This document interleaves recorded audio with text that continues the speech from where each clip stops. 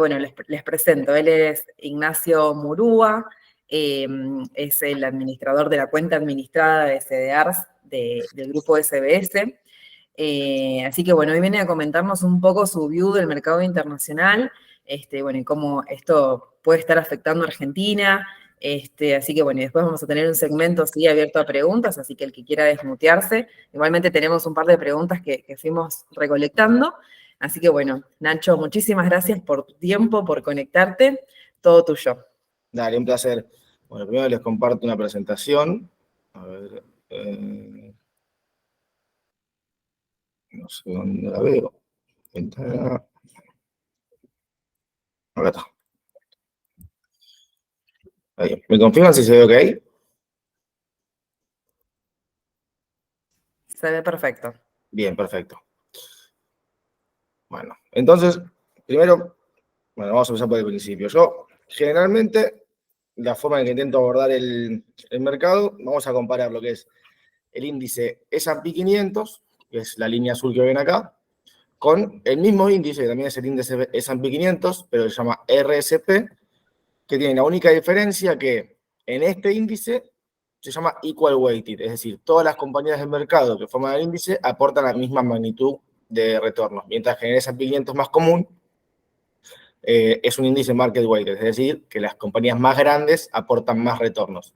Para ir a dar un ejemplo, en el S&P 500 la compañía que más influye es Apple, hoy por hoy, mientras que en el RSP Apple influye en la misma magnitud que el resto de las compañías. Bueno, viendo la diferencia que hay entre estos dos índices, lo que podemos ver es que primero que se mantienen muy elevados y lo que nos marca es que hay una concentración de mercado en las grandes compañías, es decir, hoy por hoy en la que son las magníficas 7, que bueno, desde que Tesla reportó resultados la semana pasada y falló fuerte, lo pasaron de Magnífica 7 a Spectacular 6, así que rápidamente la volaron a Tesla, pero bueno, acá lo que vemos es que este índice debería tender a ir de la mano, o por lo menos de una manera muy similar, que lo fueron yendo desde hasta marzo de 2023, más o menos, cuando fue la crisis regional bancaria, y a partir de ahí se desligó totalmente, hay una concentración muy fuerte en un sector muy particular de mercado, ¿sí?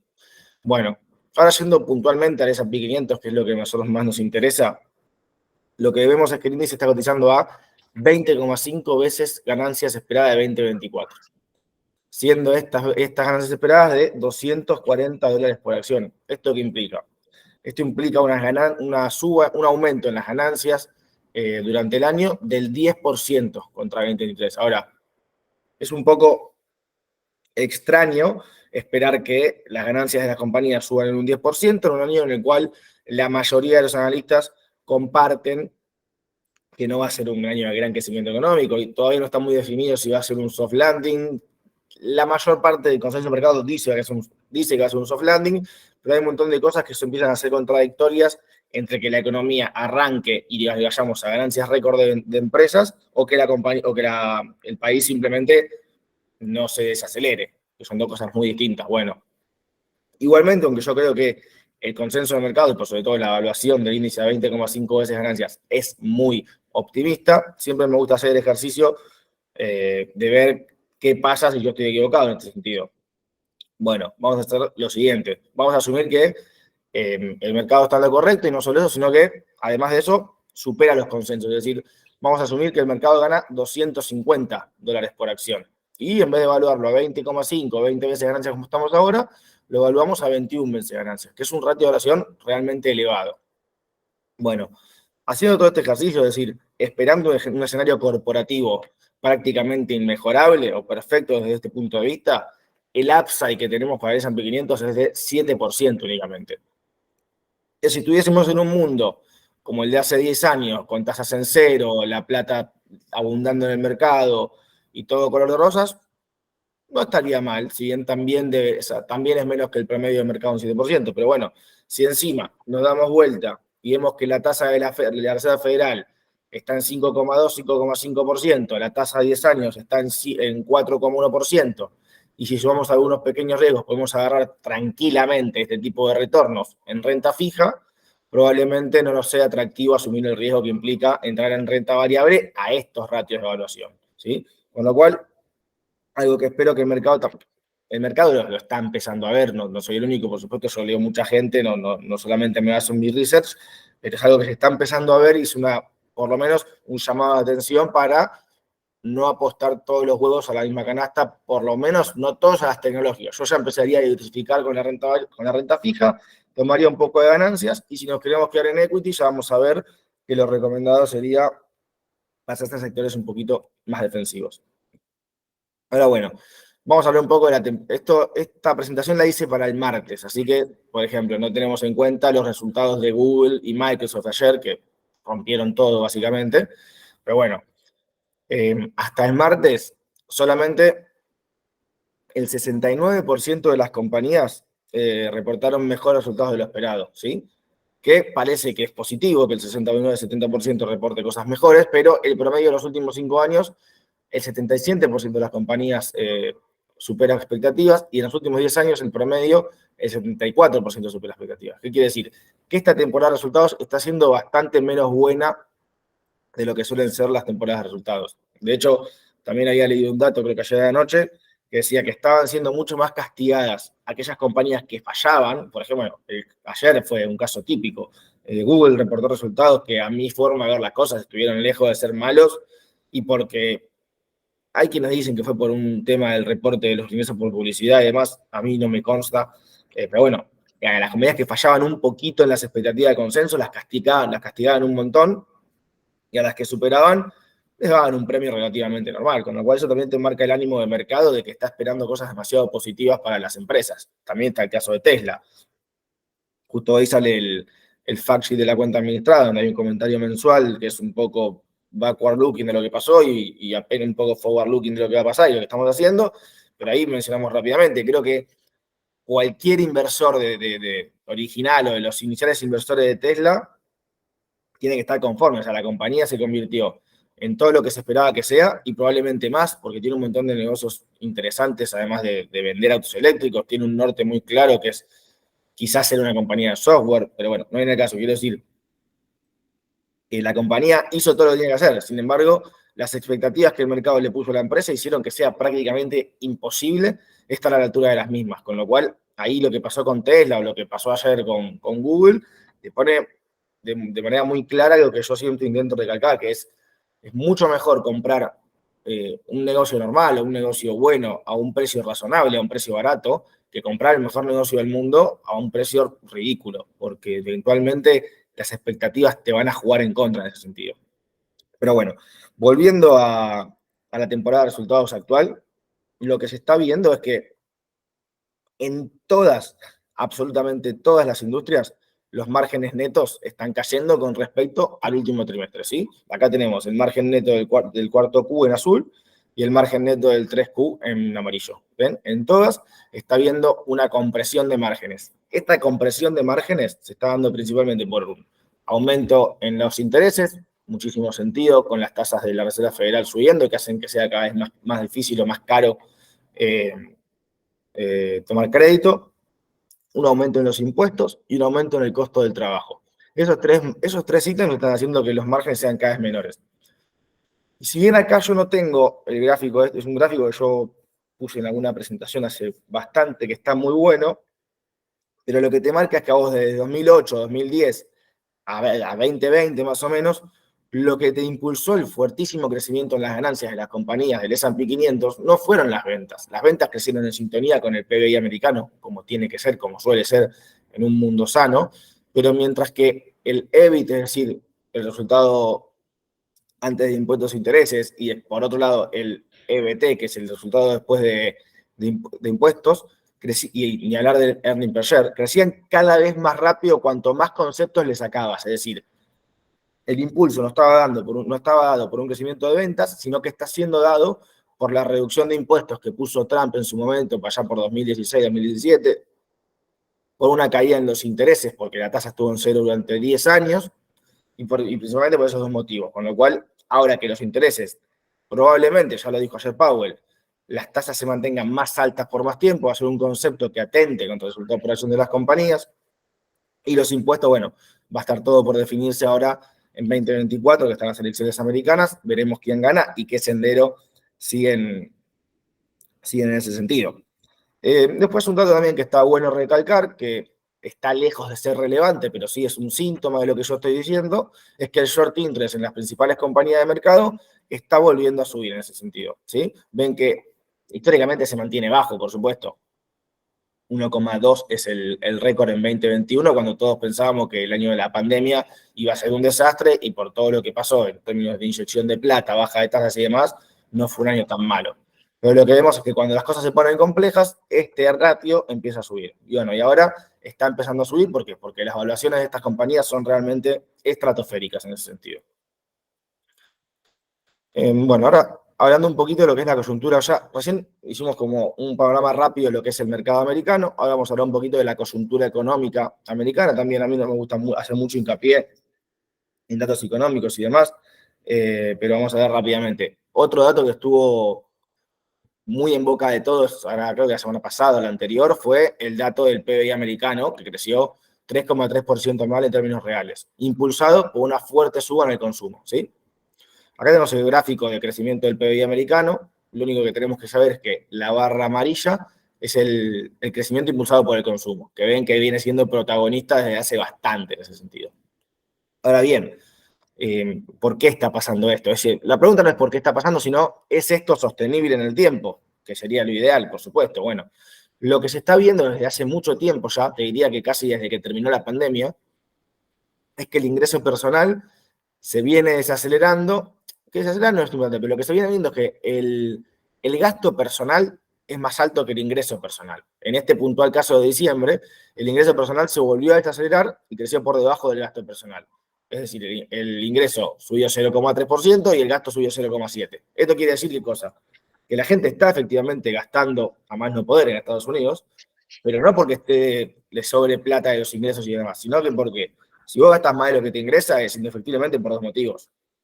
O porque te estás quemando los ahorros, que es algo que está pasando. Hay un montón de gráficos que te muestran que el ahorro del americano promedio subió muchísimo en pandemia, por supuesto, porque no tenía que hacer con la plata, y ahora se lo está empezando a quemar, con lo cual eso es finito. En algún momento la gente va a ver o que no tiene ahorros o se va a preocupar porque se están acabando y indefectiblemente van a bajar ese nivel de consumo, con lo cual el consumo basado en consumir ahorros no es sostenible en el tiempo. También otra opción que tenés es consumir endeudándote, por ejemplo, con tarjeta de crédito, cosa que tampoco es sostenible en el tiempo. Vos podés consumir con tarjeta de crédito hasta un cierto punto cuando veas que es sostenible la deuda. Hoy por hoy, si bien ayer justo estaba viendo los datos de la Reserva Federal, si bien hoy por hoy no es alarmante el nivel de morosidad en las tarjetas de crédito, sí se empezó a acelerar de manera relevante. Está lejos, por ejemplo, de los niveles de 2008, pero sí se empezó a acelerar de manera relevante. Y lo que sí te puedo decir es que la deuda con tarjeta de crédito está bastante elevada. No me acuerdo si está cerca de los niveles de 2008, pero sí te puedo decir que está muy elevada, con lo cual los dos ítems que yo creo estuvieron impulsando el crecimiento americano en base al consumo están lejos de ser sostenibles y yo creo que están lejos de quedarle mucho, mucho por delante en ese sentido. Y después, por último, acá tenemos un cuadro que nos marca 3 ítems que a mí me gusta mirar para ver en qué etapa de crecimiento económico estamos. Yo tiendo a pensar, el mercado básicamente se debate para los que están más optimistas y los que están menos optimistas entre si estamos en una parte de crecimiento tardío, es decir, la última fase de crecimiento económico, o si estamos en el principio de un nuevo ciclo, ¿sí? Bueno, acá tenemos 3 datos, que es la pendiente de la tasa de la curva americana entre 10 y 2 años, la diferencia de las tasas, la tasa de desempleo americana y el consumo personal. Lo que vemos es que cuando los 3 datos están en este punto, que son prácticamente mínimos, no hay prácticamente desempleo, la curva de interés está invertida y las expectativas de consumo versus el consumo presente está cerca de mínimos, estamos cerca de un piso económico. Es decir, acá no queda más que subir y si estas cosas suben, están lejos de ser positivas en ese sentido. Con lo cual también, sumado a todo lo que venimos diciendo, hay un montón de datos que nos hacen pensar que estaríamos cerca del final del ciclo económico para arrancar uno nuevo, luego una corrección. Así que también eso hay que tenerlo en cuenta en el momento de tomar decisiones de inversión. En base a todo lo que dijimos, un pequeño diagnóstico tanto de mercado como de la economía americana, tenemos para destacar algunas alternativas de inversión que a nosotros nos parecen muy interesantes, que por supuesto las fuimos y las vamos llevando a cabo en la cuenta administrada. Bueno, los resultados por suerte nos vienen dando la razón. Lo que se ve acá en este gráfico es que después del primer recorte de tasas de la Reserva Federal, los sectores que tienden a performear mejor son los de energía, consumo básico y salud, que casualmente son los sectores más defensivos, más resilientes, es decir, que no dependen tanto de un crecimiento económico para poder mantener sus negocios. Yendo al caso más fácil de decir, el negocio de la salud, independientemente de que el PBI americano, que la gente tenga más para consumir, la gente se va a seguir enfermando, la gente va a seguir necesitando tratamientos médicos y demás, con lo cual tienden a tener una demanda mucho más inelástica, no es tan relevante que la gente tenga plata para que sus negocios traccionen. Lo mismo pasa con el consumo básico. Una empresa madre en consumo básico, por ejemplo, Procter & Gamble, que vende las cosas más necesarias, el papel higiénico, jabón, shampoo, un montón de cosas que vos en el día a día usás, que es difícil que cambie tu consumo en base a tu calidad de vida. Con lo cual, este tipo de negocios, que son los que nosotros denominamos los de valor o los más defensivos, son los que tienden a performar mejor históricamente cuando la Reserva Federal hace el primer recorte de tasas, que nosotros casualmente lo que venimos haciendo en la cuenta administrada. Después, otra cosa que seguimos viendo valor, aunque ahora con un poquito más de cautela, te diría, son los mercados emergentes, sobre todo China. A ver, siempre que está con cautela en mercados emergentes, y en China también, por el simple motivo de que son estos, son mercados emergentes que son menos transparentes, tienen problemas políticos, tienen problemas sociales. Hay un montón de cosas a considerar que generan que la volatilidad y el riesgo sea mucho más alto. Con lo cual, el día que yo esté muy optimista con mercados emergentes, te voy a decir, en la cartera le podemos poner un 10-15%. Si yo te digo que estamos con cautela en mercados emergentes, porque la cartera puede ir hasta un 5, un 10%, ¿sí? Entonces, a la cautela de siempre que tenemos que tener en invertir en estos mercados, le tenemos que subir un dato particularmente interesante y relevante que a mí que leí, que dio China hace una semana o 2 semanas, que es que la tasa de natalidad, o sea, la gente que va naciendo en el país, está cayendo. O sea, se muere más gente de la que nace. Creo que la población china cayó en 2 millones de personas. Y por supuesto, en el corto plazo decís, que me importa, son 1.000 millones de chinos, pero en el largo plazo, uno de los factores más relevantes para impulsar el crecimiento económico, y sobre todo el crecimiento económico de un país como China, que crece siempre a tasas estratosféricas, es la fuerza laboral. Cuanto menos gente vos tengas en el país, menos fuerza laboral vas a tener y menos vas a crecer por ese lado. Con lo cual, la natalidad y la mortalidad para el largo plazo de los países es un dato a tener bastante en cuenta. Bueno, en China viene cayendo hace unos meses, te diría años. Es bastante relevante. Para tenerlo en cuenta, como decimos, son 1.000 millones de chinos, crecen también por otros lados. Es un dato a monitorear, no para tomar decisiones. Y otro dato sí también para tener en cuenta es que, habrán leído la semana pasada, el gobierno chino sacó un paquete de rescate del mercado bursátil, creo que por 250.000 millones de dólares, no me acuerdo bien el monto, pero lo que implica eso ahí también es medio ambiguo. ¿Por qué? Porque sin duda que es algo positivo tener al gobierno garantizándote liquidez y metiendo plata en el mercado porque más demanda hace subir los precios, pero también desde la pata negativa de que generalmente cuando un gobierno se mete a los mercados, las cosas no salen como uno espera. Sin embargo, lo que se ve acá es que la semana pasada, producto del aviso del gobierno, hubo récord de ingresos de fondos al mercado chino. Con lo cual, yo el mercado chino lo veo con buenos ojos, también desde los fundamentals. El otro día leía que el price earnings del mercado chino es más bajo que el price book value del Nasdaq. O sea, está realmente muy barato. Tiene justificativos para estar barato, por supuesto. El gigante inmobiliario de China, Evergrande, está cada vez peor, ya presentó, creo, la quiebra definitiva, con lo cual tiene una crisis de real estate también por ese lado, la salida tardía del COVID, no estar a la altura de las expectativas, un montón de cosas. Pero bueno, hay momentos en que los precios son tan bajos que quizás hacen la pena correr el riesgo. Puntualmente en China, a mí me gusta mucho Baba. Ya la conocen todos, es básicamente la Amazon de China. Tiene la particularidad de que además de operar mucho en China, está empezando a operar mucho en Europa. No depende tanto de operar en Estados Unidos, con lo cual creo yo, si bien un eventual conflicto entre un Trump que gane las elecciones y China seguramente le pegará a todo el país asiático, a todas las acciones, creo que el negocio de China, de Baba en ese sentido, no llega a Estados Unidos, con lo cual debería sufrir menos. Y por sobre todo está muy barata. Si vos agarrás el último free cash flow per share de Baba y asumís que no va a tener crecimiento en los próximos 10 años, que no va a tener crecimiento nunca más, y lo descontás a una tasa de descuento del 10%, que es bastante agresiva, aún así te da que la compañía tiene como un 15-20% de potencial de suba, con lo cual estás comprando a precios realmente baratos. Baba es una compañía que a nosotros nos gusta mucho hoy en día. Después, dentro de los sectores más cíclicos, bueno, esto envejeció bastante mal, si tenemos en cuenta los resultados de Google de ayer, pero bueno, yo siempre digo lo mismo. Dentro de los sectores más cíclicos, lo que a mí más me gusta, lo que a nosotros más nos gusta es Google y Disney. Me gusta mucho más Google, lo que me gusta Microsoft o lo que me gusta Apple, por ejemplo. ¿Por qué? Primero que nada, porque está mucho más barata. Google debe estar cotizando, después de la caída de ayer, a 22 veces, 23 veces las ganancias esperadas de 2024, mientras que Microsoft cotiza a 33, para que se den una idea. Y son negocios que, si bien son distintos, no son tan distintos. O sea, como yo veo las cosas, Microsoft no puede valer 40% más que Google, no tiene sentido. Yo me voy a Google en ese sentido. Después, hablando de los resultados de Google, Google superó expectativas en todo, dejó un buen consenso, lo único que en teoría pifió fue un poquito en los ingresos por publicidad, pero fue súper marginal, no le di mucho sentido. Subió la participación en Google Cloud, que también es un segmento interesante a crecer. Van a aumentar mucho el CAPEX en 2024 en lo que es inteligencia artificial. Para mí el balance de Google estuvo lejos de ser negativo. Yo, si me preguntás a mí, hoy llevaría más con la caída de ayer fuerte que hubo. De hecho, probablemente esta semana o la que viene haga eso en las cuentas administradas. Yo siempre tiendo a pensar, si nosotros, acá las acciones siempre son un juego de largo plazo.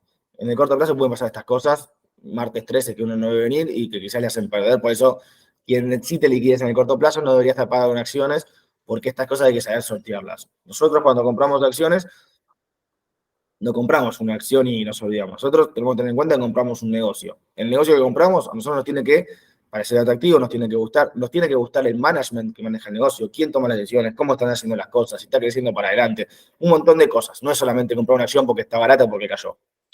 Ahora, dicho esto, nosotros compramos un negocio, en el caso de Google, por ejemplo, a $160 de la acción en máximos históricos. La teníamos desde antes, por supuesto. Pero si vos la compraste ayer, Google, antes de que caiga, 160, porque el negocio te encantaba, presenta resultados, cae 7% y no cambió nada del negocio, es decir, te sigue gustando igual, venderlo sería un error enorme en ese sentido. O sea, el panic selling nunca es recomendado. Ahora, lo más recomendado desde mi punto de vista es, si vos tenés plata y ayer compraste algo a 170 y hoy lo podés comprar 150, yo lo compraría, por supuesto. Nunca dejando que se te vaya a formar más de un 15% de tu cartera, un solo papel o más de un 20%. Pero lo que quiero dejar claro con esto es, si a vos un negocio te gustaba a X precio, el mismo negocio sin que nada cambie, te tiene que seguir gustando y mucho más cuando está más barato. Un ejemplo de lo contrario, por ejemplo, es lo que pasó en su momento con Netflix. Netflix se desplomó ahora un año, ahora viene superando expectativas siempre, la verdad que le encontraron la vuelta, parecería ser, pero Netflix, para poder salir del vacío en el que se encontraba, que todo el tiempo caía más y más, hizo un cambio en su modelo de negocio. Creo que a todos les habrá pasado, por lo menos a mí me pasó. El mecanismo para no compartir contraseñas y el hecho de agregar publicidad en algunos sectores es un cambio de paradigma del negocio, con lo cual, a vos, cuando hay una caída en el precio de la acción, pero mejor dicho, cuando hay un cambio en el modelo de negocio, eso sí te puede llevar a tomar decisiones que a vos te lleven a cambiar y decir, che, esta acción no la quiero más, o lo que sea. Pero por una falla en resultados puntual, yo tiendo a ser de los que no van a cambiar de opinión en ese sentido. Dicho esto, seguimos. Como dijimos recién, mantenemos la postura de nuestras compañías sobre el sector energético en el corto plazo. Una fuerte suba en el precio del crudo en las últimas ruedas, producto de todo el conflicto en Medio Oriente. No sé si leyeron, hubo la primera muerte de soldados americanos producto de un bombardeo de drones en la zona, se produjo la semana pasada y el crudo se disparó. Pero sin entrar en detalle de lo que pasa, lo que yo creo es que mientras que el crudo se mantenga por arriba de $70 por barril, las petroleras tienen mucho por ganar. Yo creo, y yo por lo que leo, la mayoría de los modelos de evaluación de las petroleras consideran un crudo promedio a largo plazo entre $60 y $65 por barril. Bueno, mientras nos mantengamos por arriba en un plazo considerable, que ya va bastante arriba de 70, las energéticas tienen mucho por ganar en ese sentido. Y bueno, sumado a todos los conflictos que hay en el mundo, a mí me gusta bastante estar energéticas también por ese lado. Y por otro lado, también porque están muy baratas. Dentro de las petroleras nos gusta. En Argentina me gusta mucho, mucho Vista, está en la cuenta administrada. Y después en el mundo tenemos Chevron y Exxon, que son dos caballitos de batalla muy firmes para agarrar ese sector. Por supuesto también, si no está el XLE, que yo prefiero no tenerlo porque tiene un montón de cosas adentro, además de petroleras, pero no está para nada mal. Después también hablando un poco de lo que es la renta fija. En renta fija, si bien ya sé que es difícil invertir en renta fija americana desde Argentina y sobre todo en broker local, es imposible, pero está bueno mirarlo para quienes tengan la posibilidad de hacerlo por un lado y para entender contra qué competimos como inversores de equity por el otro. En renta fija, todo va a depender de cómo se acomode la pendiente que nos vamos antes, que es la pendiente de 10 años a 2 años. Para que tengan una idea acá, la tasa a 10 años, creo que es esta que está acá, la tasa de 10 años, y la tasa a 2 años es esta.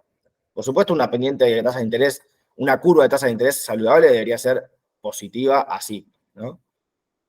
Bueno, todo va a depender de cómo se acomode esa curva. Es decir, si para que la curva vuelva a tener pendiente positiva va a subir la tasa de 10 años hasta acá, o va a caer la de 2 años hasta acá, o un híbrido de las dos. Pero todo va a depender de qué tasa se mueva más, por así decirlo. Bueno, en ese sentido, haciendo la corta, entendemos que posicionarse en tasas largas sería positivo en un escenario de hard landing, es decir, que empieza a haber recesión económica. ¿Por qué? Porque son lugares donde la gente se refugia cuando hay incertidumbre de corto plazo. Y la tasa de 2 años, o las tasas cortas en general, serían más atractivas que las largas en el caso de que haya un soft landing. Y hoy por hoy parece ser el escenario base de todo el mercado en ese sentido. Ahora, dicho esto, hoy por hoy yo no veo mucho riesgo. Básicamente, creo que el punto de equilibrio entre la tasa de 10 años y la tasa de 2 años para que dé prácticamente igual es que la tasa de 10 años baje a 3,6, 3,65. Yo creo que la tasa de 10 años tranquilamente debería ir a 3,5, 3,6, considerando una inflación del 2,5 a largo plazo. Pero no importa.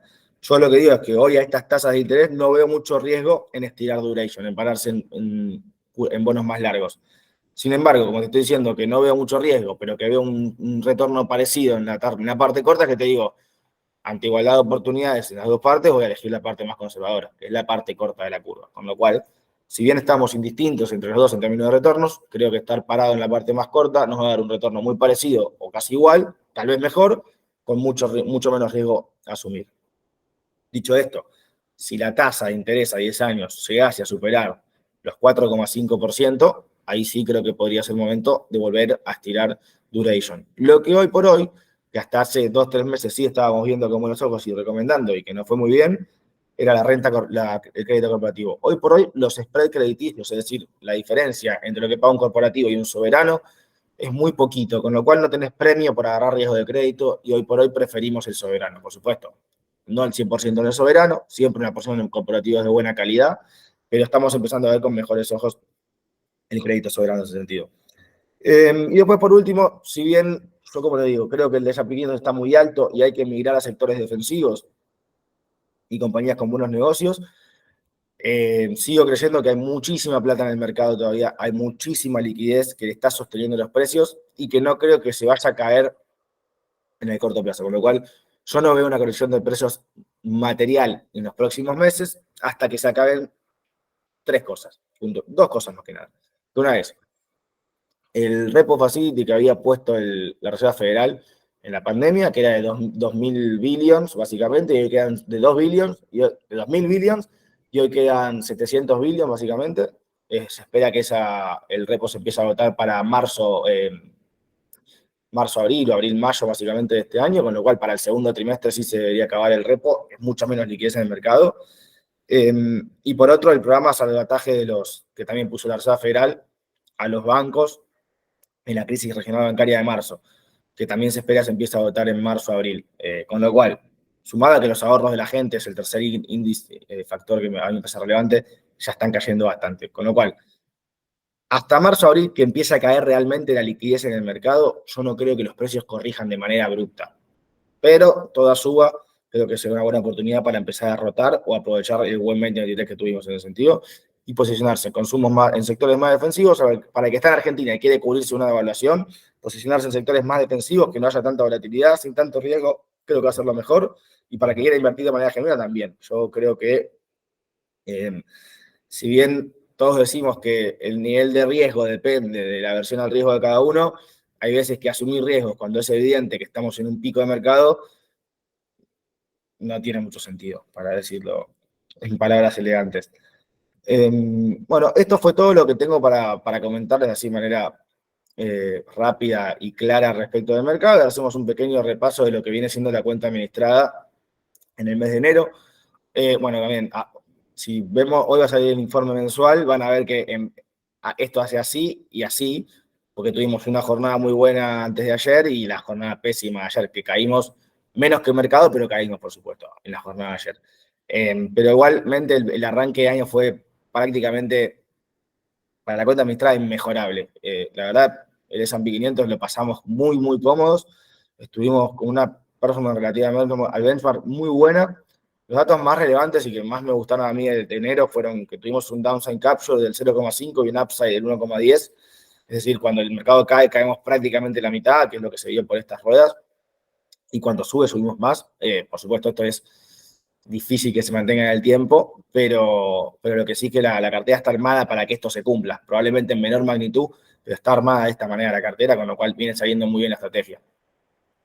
Acá vemos lo que nos impulsó los sectores, el crecimiento, fue el sector de tecnología, pero no el sector de tecnología que todos creemos. Acá lo que nos jugó muy, muy a favor fue IBM. Nosotros teníamos comprado IBM porque a mí me gusta la tecnología, por supuesto, no soy un necio, pero a mí lo que no me gusta es pagar precios caros por negocios, precios ridículos por cualquier negocio, no me gusta pagar. IBM es una compañía de tecnología que cotiza prácticamente con ratios de una compañía de valor. La teníamos en cartera hace un montón y presentó unos resultados espectaculares que subió como 10% después de la presentación. Esto nos impulsó mucho el retorno. Y después TCM fue la otra compañía que nos generó enormes retornos también después de la presentación, o después de hablar de las ventas y que se ponga de moda decir que la demanda de chips iba a hablar que se en 2024. Bueno, a TCM tiene dos problemas. Primero, que está en Taiwán, que conflicto con China es todo el tiempo inminente en ese sentido. Pero después, yendo al negocio, tenía un lindo problema para mi gusto, que es que no llegaba a hacer frente a su demanda. O sea, creo yo que es mucho peor tener un problema de oferta, de no poder tener un problema de oferta, de no poder complacer a todos, pero que tu producto sea top en el mercado, que tener un problema de demanda que no le puedes vender los chips a nadie. Bueno, TCM tenía ese problema, no podía abastecer toda la demanda que tenía, y dicen que este año va a ser distinto, que están pudiendo aumentar la oferta en un número muy importante, con lo cual estas dos empresas son las que más impulsan los retornos. Y después el sector de comunicaciones, Google, si bien la caída de ayer debe haber borrado gran parte de las ganancias, hace 2-3 meses que es nuestra principal tenencia en la cuenta administrada, había hecho máximos históricos, nos venía yendo de maravilla, probablemente ayer haya quedado plato un poco arriba, así que veremos cómo estamos, pero para mí fue la empresa que mejor traccionó y la vamos a seguir manteniendo en carteras. Por acá estoy bastante seguro de la decisión que tomamos y seguramente rebalanceemos para dejarla siendo nuevamente la mayor tenencia. Después, la foto de la cuenta administrada en relación al S&P 500.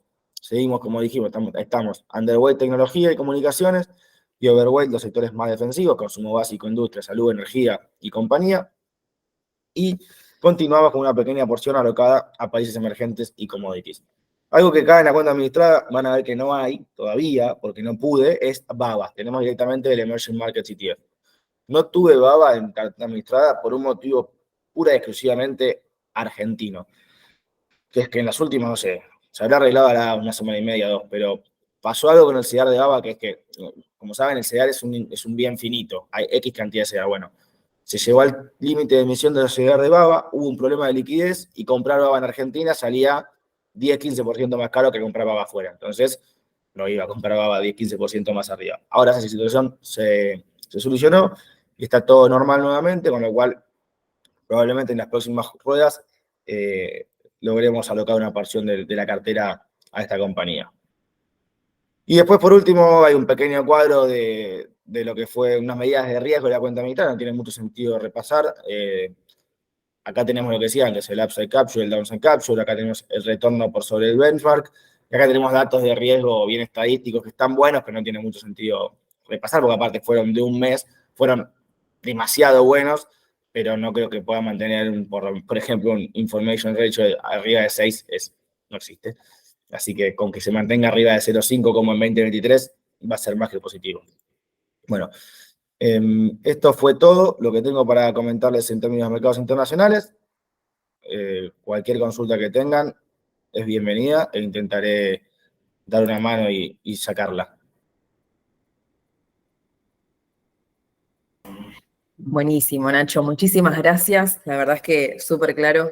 Nos lo resumiste en 5. Yo tenía una consulta y es cómo ves una posible victoria de Trump en las elecciones de noviembre. Creo que Bueno, son... sí, ahí históricamente hay un montón de análisis que te muestran que nosotros estamos mal acostumbrados como argentinos a que la elección sea súper relevante para el futuro del país, ¿no? ¿Por qué? Porque si gana uno va para allá y si gana otro va para allá. Bueno, en un país medianamente serio, el norte está allá y uno va así y otro va así. No es que son diametralmente opuestos. Con lo cual está mostrado que el año electoral en el S&P 500 prácticamente no tiene incidencia. O sea, hay retornos que son mejores con demócratas, hay que son mejores con republicanos. No importa realmente para retornos. Sin embargo, dice una pequeña mención a la elección americana este año. Creo que va a ser particularmente importante ver eso, por lo que les comentaba antes. Los retornos de las compañías americanas vinieron impulsados en una grandísima medida por la reducción impositiva de Trump, que vence en 2025, si mal no recuerdo.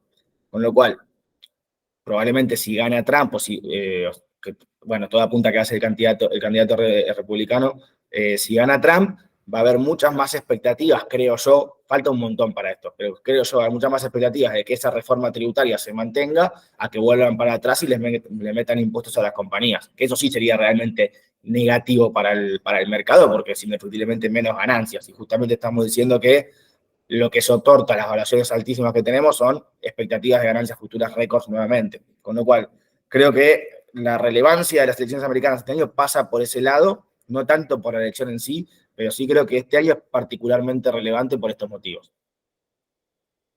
Perfecto. Bueno, si alguien tiene una consulta, siéntase libre de desmutearse y después repasamos las que nos dejaron en el drive de inscripción. 5 minutitos. Ignacio, te hago una pregunta. Buen día. ¿Cómo estás? Buen día. En cuanto a la cuenta administrada, ¿tendrás, o sea, hay requisitos tipo para entrar? ¿Cuáles son las comisiones? ¿Cómo sería la gestión? Sí, a ver, la cuenta administrada funciona exactamente igual que un fondo común de inversión. No es un fondo común de inversión solamente por cuestiones regulatorias argentinas, que no puede haber un fondo de CEDAR 100%. El mínimo, hay un monto mínimo de 2,5 millones, pero es prácticamente porque con menos plata no se puede armar toda la cartera por cuestión matemática de cuánto valen los instrumentos y los porcentajes en cada uno. Y recomendamos que el día después, cuando empiecen a hacer suscripciones a la cuenta administrada, que sean por lo menos 400, 500 lucas, por el mismo motivo. Si vos me mandás 100, te compro 3 papeles de 30 y que se empieza a desbalancear. Por supuesto, siempre ahí manda el cliente, nosotros vamos a hacer lo que quiera. El único requisito indispensable es 2,5 millones, porque si no, no se puede armar la cartera.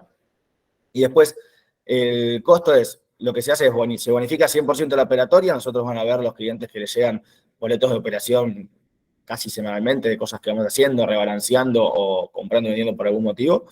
Y está bonificado eso, y después se cobra un 2,5% anual del patrimonio administrado de manera mensual. Todos los fines de mes van a ver que se vende X posición para cubrir el management fee del mes correspondiente, y el primer día hábil o el último día hábil se debita de la cuenta, con ese concepto. Bien, perfecto. ¿Y el mínimo para tener los fondos colocados ahí en la cuenta? No sé si me lo dijiste o si me 2,5 millones de pesos. No, perdón, el mínimo de tiempo, disculpa. No, a ver. Hay gente que entra y a los 3 meses se va porque tuvo un muy buen momento, porque tuvo un muy mal momento. Puede pasar. Siempre cuando invertimos en renta variable, lo recomendable es quedarse por lo menos un año. Lo decimos siempre. Pero esto es como un fondo común de inversión.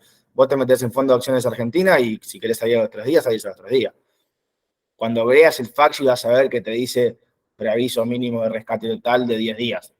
Yo no le doy bola. Si el cliente me pide la plata, se la doy. Es de él. Con lo cual eso es súper transparente. Pero bueno, meterse en una inversión de renta variable por 2 semanas es una timba. Ahí sí, a mí no me gusta hablar de timba de mercado, pero eso sí es una timba. Claro, sí, Pero sí, bueno, se entiende. en ese sentido hay recomendación, no hay regla. Bien, perfecto. Gracias. Nacho, nos consultan si esta cartera esta cuenta administrada está compuesta únicamente por acciones o también hay ON, CDRs, cripto, No, etcétera. únicamente CDRs. De hecho, me hubiese gustado en algún momento a mí tener YPF, a quien no le hubiese gustado tener YPF en ese momento, pero no, solamente CDR, porque después para acciones argentinas tenemos nuestro Fondo Común de Inversión de Acciones Argentinas, que dicho sea de paso, fue el mejor fondo de los últimos 10 años de renta variable de Argentina. Para obligaciones negociables tenemos nuestro Fondo Común de Inversión Estratégica, que es solo crédito corporativo, con lo cual no tenemos los productos bien segmentados y entonces no metemos ONs en la cuenta administrada. Perfecto. Y hay una pregunta más que es en torno a los bopreales, Ajá. ¿no? Que lo estamos escuchando un montón, y es que la gente ve que los fondos comunes de inversión están bajando. Si considerás que es ¿Están esto, digamos, bajando los precios, dicen? claro, que los rendimientos están desplomándose, si considerás que son los importadores que estaban esto, ¿no? En fondos tipo Dollar Link y que, bueno, y que están saliendo a licitar bopreales, si tiene alguna correlación. A ver, lo que también está cayendo es el dólar. Y si el dólar cae, los retornos también automáticamente caen porque los retornos son reales en moneda dura generalmente. Acá tenemos que tener en cuenta siempre un activo financiero nos va a cubrir de todo, de la devaluación y de la inflación. Después puede, además de eso, variar el precio por expectativas, porque está en Argentina y una devaluación o la inflación le afectan los flujos. Pero se va a tener que tener en cuenta que si no pasa absolutamente nada y tenés un activo financiero y el dólar se dispara 10%, el activo sube 10%. Después lo que pase con el negocio, que genere más variaciones de precios, es otra cosa. Dicho esto no sé si los importadores están rescatando fondos para irse al BOP real, lo que sí sé es que hay mucha menor presión en el contado con liqui, lo que te genera una caída del mismo, producto de que están yendo mucho por el BOP real. Con lo cual, si bien no es la misma línea de pensamiento, es una prima hermana de lo que dijeron. Creo que puede estar muy relacionado. No sé si por flujos, pero indefectiblemente por presión sobre el tipo de cambio, eso sí se está viendo. Se está viendo que está convergiendo el contado con liqui al dólar que da el BOP real, básicamente. Perfecto. Y la última es si consideras que fue una buena herramienta este tema de salir a licitar el bopreal y que sea en 3 series. Bueno, la serie 2 y 3 son medio raras, no cotizan, te las tenés que quedar a vencimiento, te van amortizando mes a mes. Básicamente sería cambiar una deuda con el importador, con una deuda con riesgo de crédito con el Estado, que no, a ver, es lo que hay. Esa parte, después te diré si estuvo bien o mal. La serie 1 me pareció recontra interesante, tenía un montón de beneficios, y bueno, es evidente, cuando la gente entendió lo que era el instrumento, hubo buena demanda, salvo la primera demanda de 1.300 millones, que fueron 1.000 de Toyota que salió en todos lados. Después creo que la demanda fue bastante genuina, los últimos 4.000 millones de dólares fueron genuinos, el instrumento estaba bueno, indefectiblemente, vos sos importador y tenés un problema que no te deja seguir trabajando, lo querés solucionar como puedas, y acá te daban la salida si querés licitar en dólares al tipo de cambio oficial, darte vuelta en el mercado, venderlo contra contado con liqui y seguir accediendo al tipo de cambio oficial para futuro. Para mí era un buen instrumento. Después, desde el punto de vista del inversor, tenés análisis para lo que quieras. Tenés gente que te va a decir que vale 80, 85 dólares, tenés gente que te va a decir que vale 55, 60 dólares, tenés gente que te va a decir que vale 70. Elegí lo que más te guste a vos para comprar, pero eso todavía está por verse. Después, aparte, es un engendro medio raro en el sentido de que vos licitás el BOP real, comprás el BOP real, y no me acuerdo si en marzo, abril, mayo, se divide en 4 strips y pasás a tener 4 bonos en vez de 3, de los cuales 3 son rescatables como Dollar Link, 1 no, pagan una tasa de interés en dólares muy atractiva, empieza a tener sus complejidades. Creo que si todo va bien, el BOP real debería ser mejor que la L30 y la L29, porque paga un cupón mucho más interesante, lo cual lo hace más corto, y no es riesgo soberano, es riesgo con el tesoro, que debería ser un poquito menos riesgoso. Pero como te digo, para el importador, para mí es un negocio, para el inversor, vamos a ver cómo se trata en ese sentido. No creo que sea malo. Lo que sí, ahí es como todo depende del precio que pagues. Si vos pagas 110 dólares por un bono americano, también va a ser una inversión de porquería. Entonces, no va a depender tanto del bono en sí, sino del precio que la gente lo pague. Yo, puntualmente, todavía no tengo muy claro. Si tengo que elegir, voy a querer pagarlo barato porque todavía no tengo claro cómo va a funcionar ese instrumento. Pero creo que entre 60 y 65 dólares es un buen precio, y por lo que se ve, entre 65 y 70 es lo que se está operando, más o menos. Perfecto, Nacho. Bueno, si nadie más tiene una consulta, alguien se quiere desmutear, me parece que no. Bueno, Bueno, Nacho, te agradecemos muchísimo por tu tiempo, la verdad que una claridad increíble. Que tengan todos muy buen día. bueno, perfecto. Bueno, chicos, cualquier cosa, estamos en contacto. Les mando un saludo. Dale, adiós. Chau, chau.